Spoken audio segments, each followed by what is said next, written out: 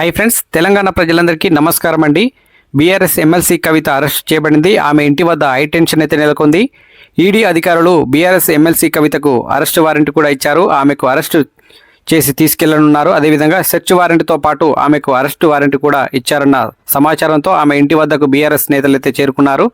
అదేవిధంగా ఇక్కడ high tension అయితే నెలకొంది. బీఆర్ఎస్ సంబంధించి బీజేపీ అండ్ ఈడీకి వ్యతిరేకంగా బీఆర్ఎస్ కార్యకర్తలు అయితే నినాదాలు చేస్తున్నారు. అదేవిధంగా కవిత అరెస్టుపై బీఆర్ఎస్ నేతలు మండిపడుతున్నారు. బీఆర్ఎస్ సంబంధించి ఎమ్మెల్సీ కవిత నివాసంలో ఇవాళ ఈడీ ఐటీ సోదాలు కూడా నిర్వహించారు. ఢిల్లీ లిక్కర్ స్కామ్ కేసులో కవిత నివాసంలో సోదాలు కూడా జరిగాయి. కవితకు సంబంధించినటువంటి ఆర్థిక లావాదేవీలపై ఈడీ ఐటీ ప్రశ్నలు సమాచారం అయితే ఉన్నాయి. గతంలోనూ కవితకు ఈడీ పలుమార్లు కూడా విచారించింది. అదేవిధంగా ఢిల్లీ లిక్కర్ స్కామ్ కేసు కూడా దేశవ్యాప్తంగా సంచలనం సృష్టించింది. ఈ కేసులో ఢిల్లీ సీఎం కేజ్రీవాల్ని కూడా దర్యాప్తు సంస్థలైతే విచారించాయి.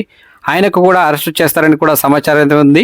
అదేవిధంగా ఎన్నికల వేళ పెద్ద కుట్ర అని చెప్పేసి బీఆర్ఎస్ అధికారులు అయితే అంటున్నారు. ఎన్నికల వేళ దీనికి సంబంధించి బీఆర్ఎస్ నేతలు అయితే మండిపడుతున్నారు.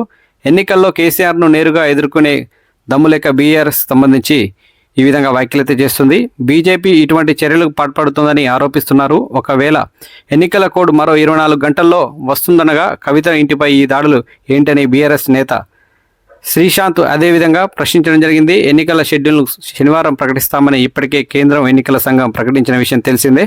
ఈ విధంగా ఈ న్యూస్ అనేది సంచలనం అయితే రేపుతోంది.